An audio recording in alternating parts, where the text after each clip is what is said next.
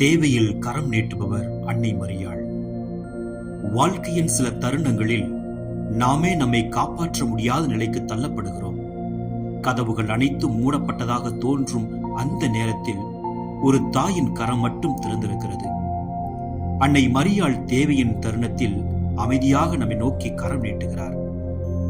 கானாவின் திருமணத்தில் திராட்சரசம் இல்லாமல் போனபோது அவள் மக்களின் அவமானத்தை உணர்ந்தாள். யாரும் கேட்காத முன்பே தன் மகனிடம் வேண்டினாள். அவள் கரம் நீட்டியதால் தண்ணீர் திராட்சரசமாக மாறியது. இன்றும் அதே தாய் நம் வீட்டு சுமைகளில், நம் மனக்குழப்பங்களில், நம் கண்ணீரின் அமைதியான சத்தத்தில் கவனமாக நிற்கிறாள், துணையாக நிற்கிறாள்.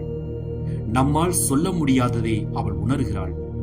நம்மால் தாங்க முடியாததை அவள் தன் ஜெபத்தில் தாங்கிக் கொள்கிறாள்.